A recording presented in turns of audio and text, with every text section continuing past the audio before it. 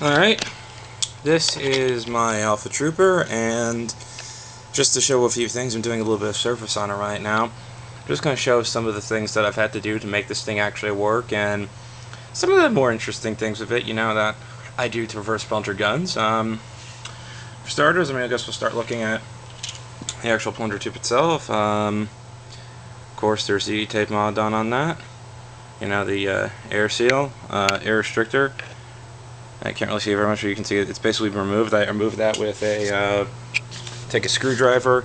I actually sharpened the tip of it a little bit, and I used that for just like basically punching it out, and that works pretty good. Alright, now that we've seen that, let's get some of the other stuff. See that? That's plumber's glue right there. Very hard, and holding onto it is a washer. A fairly thick steel washer. This one is designed so that when the spring catches it, this one right here fits over there, and the spring forces transition from the spring onto the washer and into the bulk of the plunger tube itself, so that some of the energy from the power stock doesn't all have to be transitioned right to this thin plastic piece right over there. That's one thing that I did for reinforcing, but that's not it. Let's see. Open it up. Inside of there, may not be very easy to see, but there's 2 layers of padding. That's a lot more than most people tend to use, and the head of the padding seems to ball up a little bit. So when it hits, it adds a lot of extra resistance towards the impact. And of course, I use very strong padding. I use yoga padding, so 2 pieces of that. Really strong stuff. It takes a lot of the impact away. Combined with this, that's what I use for making a super strong plunger tube. And I've had no breaks as of yet. If there will be one, I can always use 3 layers of padding. To go with that padding, I have to do a lot of realignment to the gun, and I'll show you some of the realignment I have to do. I have to realign the piece over here. As you can see, there's a little bit of white thing there. It's a little bit of focus.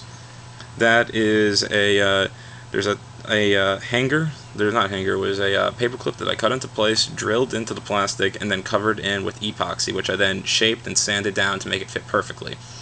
That's all the work that I've done on that. On the bolt sled, I also had to do a second piece of realignment over here to make sure that everything would line up with the gun itself. That's one thing I did. I replaced it with the number 67 O-ring with 2 layers of electrical tape, and this is an interesting thing about the electrical tape. Take this off, I guess. The electrical tape, see if I can get the angle properly, is perfectly layered. I burned it down with a lighter and a small metal piece, so that wouldn't have to overlap and cause differential pressure. So that's one thing I do with the plunger. Then that gets a perfect seal and just slides perfectly. That's what I do to get a lot of seal and power out of it. Let's see here. Catch spring. This one I took a pen catch spring. I dremelled around some of the nubs that would fit, and then I covered it with the catch spring that was used originally for the clip lock. So that gets a really strong catch. It has never failed me yet either. Over here, I had some problems with the realignment, and part of the thing here cracked. The end piece cracked off, so I had to build another one from hanger wire that I bent into place, then coated with epoxy and shaped it and waited for it to dry, and that's what I did with that. I don't do that on all my mod jobs. I just screwed up on this one, so I just had to do that because it wasn't working anymore. That was a bitch point. And just as a final bit, this is the end nub. It's a power stock. It uses 4 screws to hold the spring in with hot glue stuck on the back there. There's also additional electric tape to hold it all together. It's just made from a coupler, hot glued onto the other piece, electrical tape all over the place, and the pipe, and that's what I use. And this is the Stretch Up 52. Seen a lot of play. Continues to be long and not the strongest spring in the world, but it works pretty good. Anyway, that's under the shell of my Alpha Trooper. Alright, there we go.